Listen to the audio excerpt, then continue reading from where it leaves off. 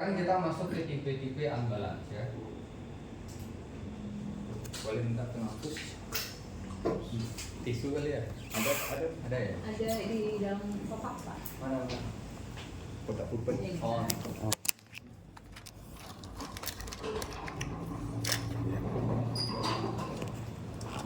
Oke, nah sekarang kita masuk ke tipe-tipe unbalance.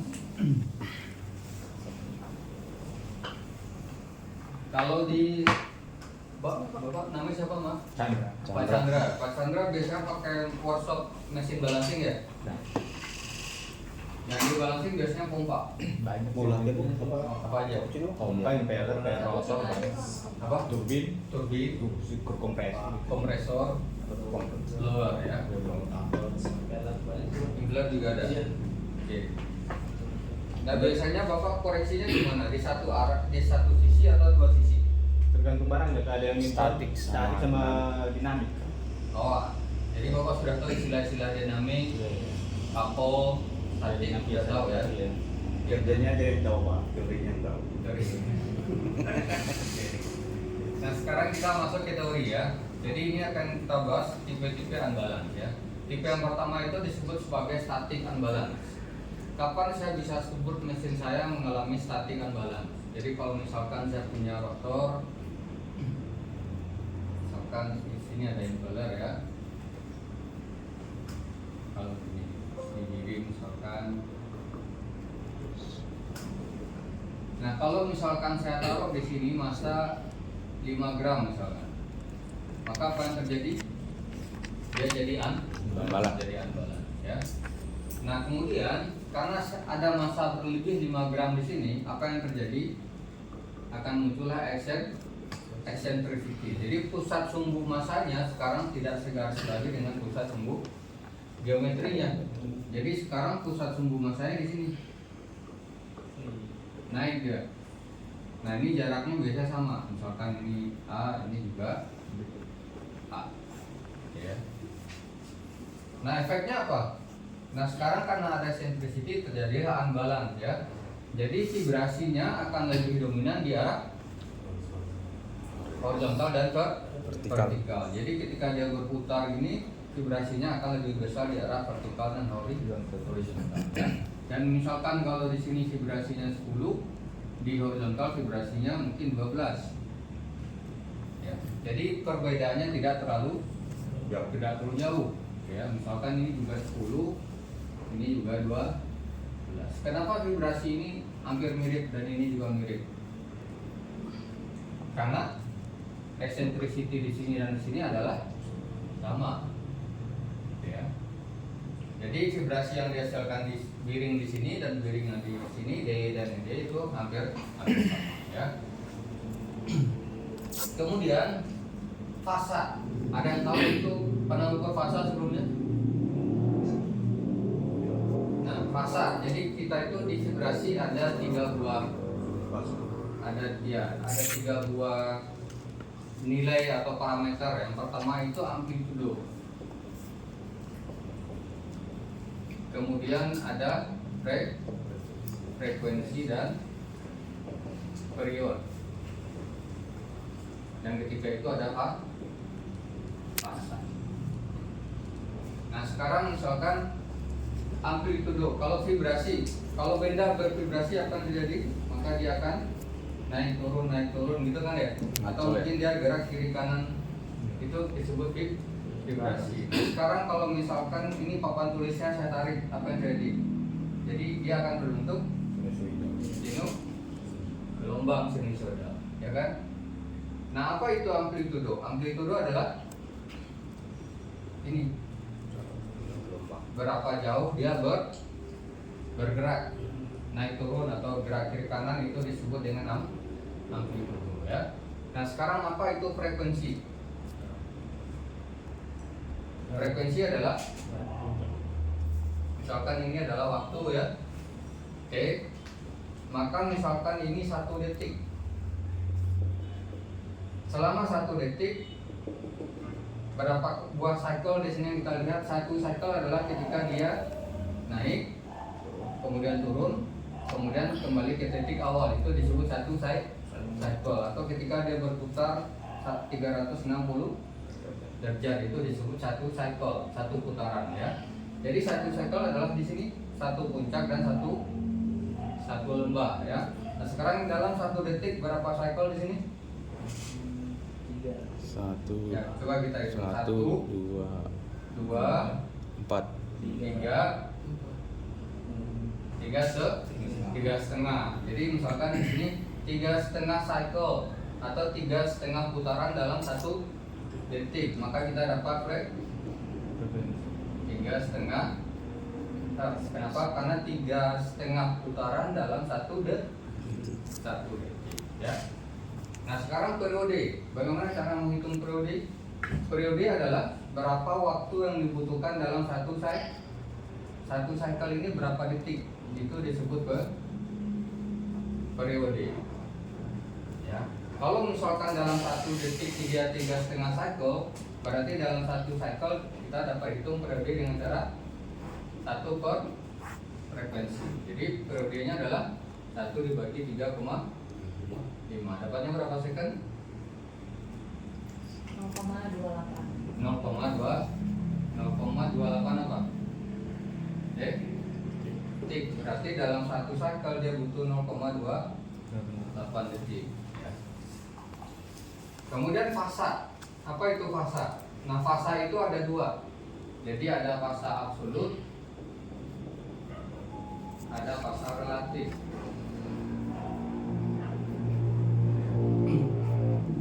Kapan saya bisa menghitung fasa? Jadi fasa itu apa? Fasa itu adalah perbedaan timing antara 2 signal.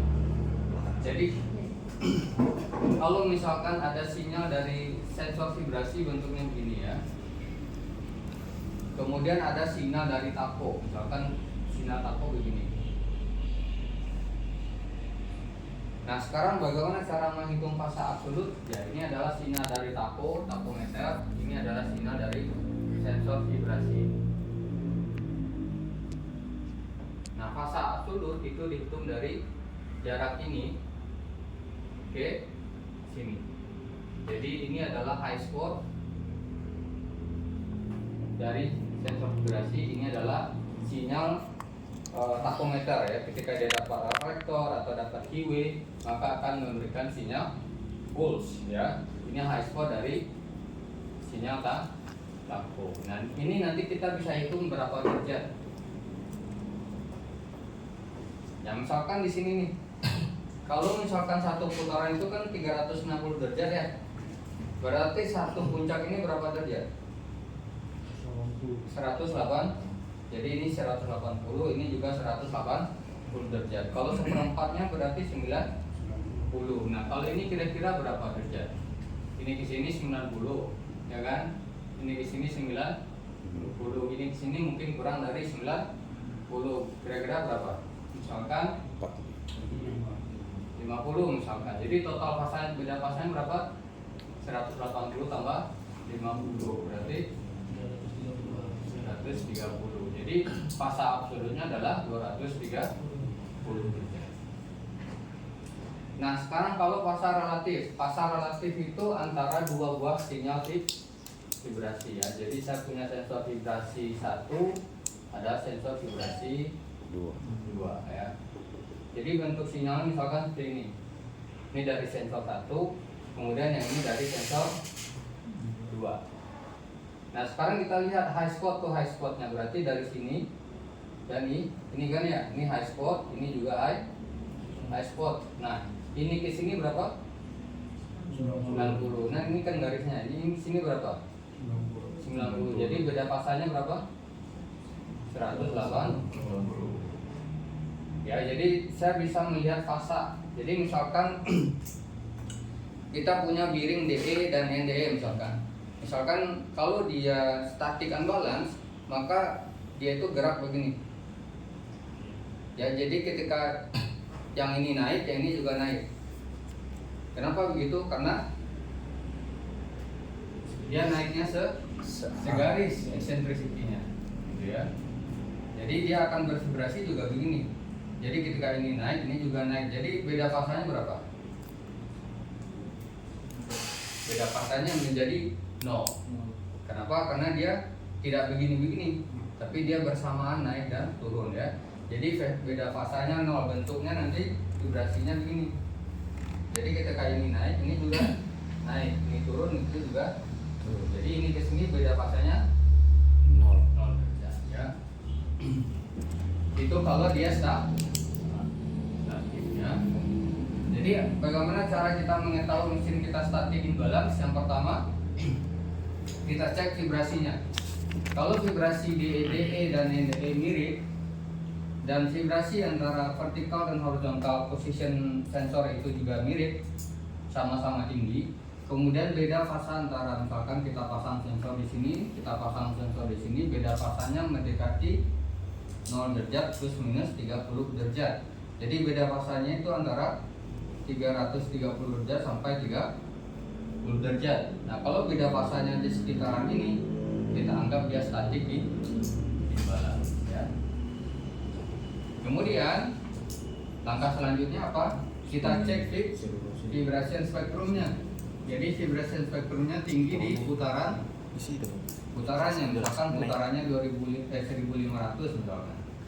Maka di spektrum nanti akan kita lihat ada frekuensi 25 tinggi ya, di posisi vertikal dan horizontal ya. Nah, itu disebut statik imbalance. Nah, biasanya kalau mesin kita mengalami statik imbalance, maka dibalancing dengan cara apa, Pak?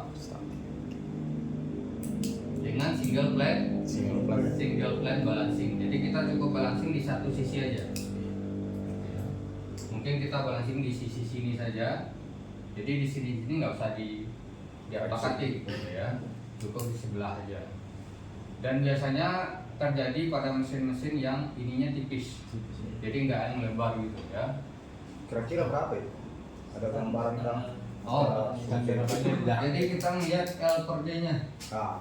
Ya, L per D-nya kalau kecil dari 0,5 atau L per D-nya besar dari 0,5.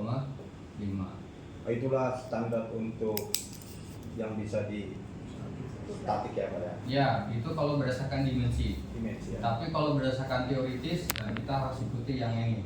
Yang Ya, jadi kalau dimensi itu lebih ke rule of thumb ya. Jadi kalau misalkan kita mau asal cepat aja nih, kalau L per D-nya ternyata kecil dari 0,5 berarti statik misalkan. Kalau L per D-nya besar dari 0,5 berarti kita harus balancing dua sisi ya. kadang itu Pak berat juga, namanya customer saya adalah raja. Ya. Udah tahu itu cuma 5 cm, apa 10 cm itu tebalnya. Ditanya itu Double plan. double plan. Bisa seharian Pak sampai besok. Iya. Kadang nggak dapat. Kadang nggak Iya, dapat. kadang nggak dapat. Kan balance-nya sama sebenarnya. Ini pindah ke sana Iya. aja, jadi cuma pindah terus Iya, dia. benar. Jadi dikembaliin lagi ke statik. Jadi di sini minta 80, di sini minta 80 juga. Kadang kalau statik selesai langsung ke dia. Iya. Nah, ditulis itu kan itu, jadi ada customernya bisa langsung Iya, dijelaskan. iya, iya. Nanti saya Oh, berikan referensi itu apa? ini. Iya, Ya. iya. Ada. Nanti kita ada RPM juga. Pak, tapi nanya Pak, kalau untuk turbin itu kan dia tipis Pak, Iya, tapi rata-rata dia minta dinamis. Oh, karena turbin itu kan dia multi state ya. Enggak sama. Enggak, ada yang satu, Ada yang satu, ada yang dua, ada yang ketiga. Oh, yang single state ya. Iya. Dia tipis. Sangat tipis Pak, tapi Oh. di sana kalau di statik dia kadang sering bermasalah. Oh, kalau statik malah nggak berhasil. Iya. Iya. Cenderung Agak Kurang dari bagus. di atas 2,4 lah Vibrasinya. Iya Pak. Setelah diinstal di lapangan atau di workshop? di lapangan Di Pak. Oh, di lapangan. Iya. Kalau di workshop bagus. Kalau di balancing Kalau mah statik sih bagus Pak. Nah, Statik. cuman mereka mintanya seperti yang bilang Pak Tan tadi dinamik Pak. Tapi seperti tadi Oh. jadi lama kitanya Pak. Gitu. Iya, iya, iya. Jadi bisa beberapa kali treatment. Iya, iya. Terus dicoba juga dengan statik gimana? Kalau dia dari dinamik ke statik juga pasti bagus di Bagus. statik. Tapi kalau dari statik ke dinamik belum tentu bagus. Tambalan dia. Ada beberapa. Tapi kayak sering kejadian itu dia di blower yang nggak bisa dapat. Kalau turbin dia masih, biarpun dia RPM tinggi, Berat. tapi masih dapat. Yang sering kan dapat itu di blower, dia berat sama toleransi kan lebih gede di blower kan. Enggak.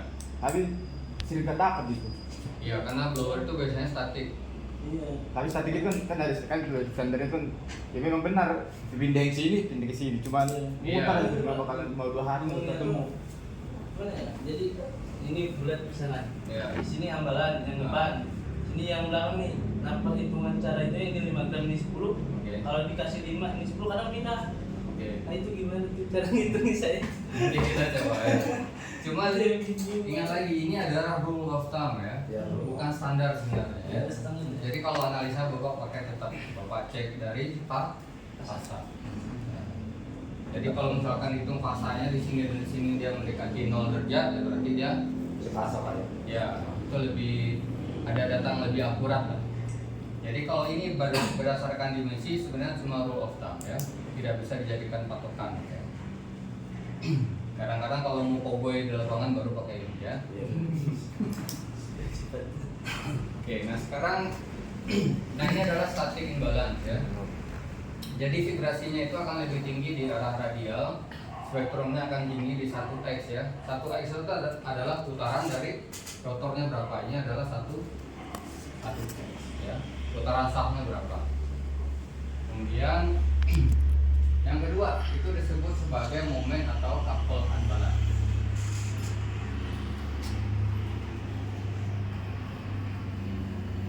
Sampai dulu Pak. Lanjut. Ya. Kopi Pak. Kopi. Ya. Oke, jadi kalau misalkan dia punya rotor ini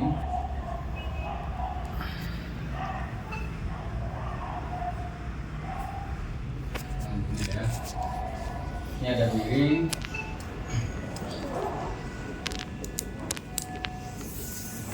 Nah, kalau misalkan ada massa berlebih di sini 5 gram.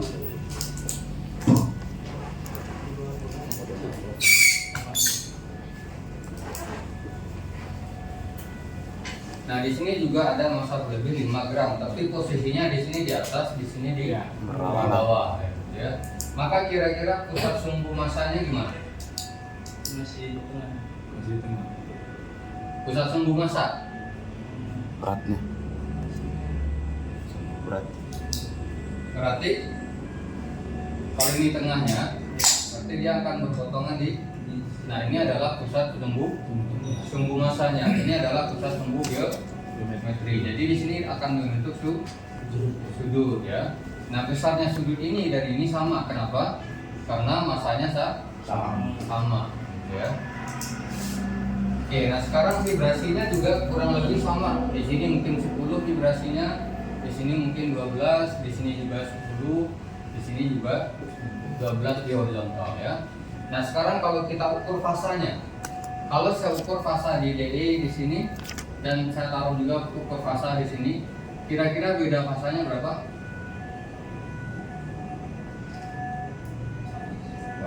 No? Kan masanya udah begini. Oh. Jadi dia akan berputar begini. Jadi ketika ini naik ke atas, ini turun ke bawah. Jadi ketika ini ke atas, ini turun ke bawah. Jadi beda fasanya berapa? 180. Jadi ini beda fasanya vertikal to vertikal atau diukur di arah horizontal ke horizontal, maka beda fasanya 180 derajat ya. Jadi ingat statik itu dia begini. Kalau dia kampol dia begini. Ya.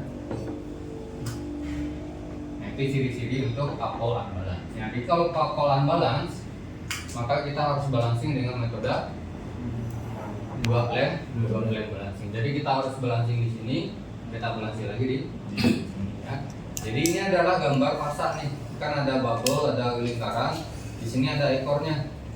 Nah, ini misalkan fasanya di sini satu, misalkan ini berapa? 120 misalkan.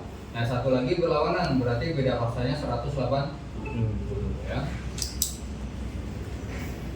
Nah, jadi ini kalau dia couple, jadi sumbu pusat masanya bergeser karena massa berlebihnya satu di atas, satu lagi di bawah dan besar masanya sama ya.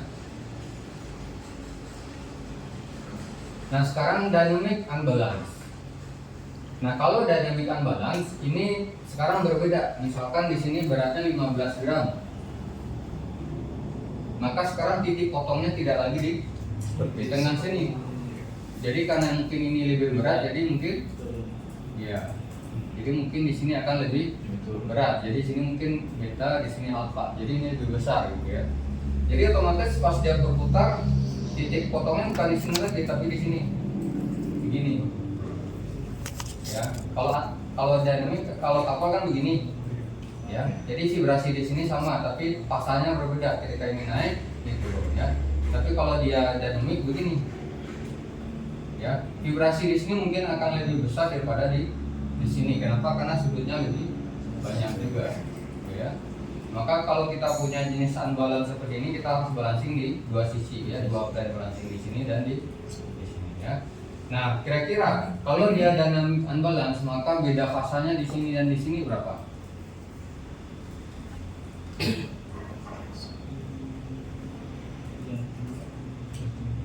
Ya, jadi antara 0 sampai 180. Jadi dia bebas, mungkin 60 derajat, mungkin 50 derajat, mungkin 110 derajat gitu ya. Karena kita nggak tahu posisi unbalance apakah di sini, apa di mana gitu ya. Beratnya berapa di sini? Karena beratnya juga tidak sama, posisinya belum tentu berlawanan juga. Jadi sebenarnya dynamic unbalance ini adalah gabungan antara couple dan statik, ya. Jadi beda fasanya itu tidak 0, tidak juga 180. Jadi di antara itu, ya.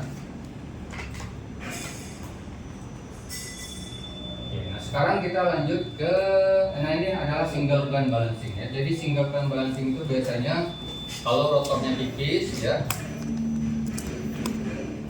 Nah, kalau misalkan dua plane balancing itu biasanya untuk rotornya yang lebar. Ya. Ya, kalau ini dimensi juga ya. Ketika balance plane separation is equal to greater than rotor radius. Jadi radiusnya ini 1.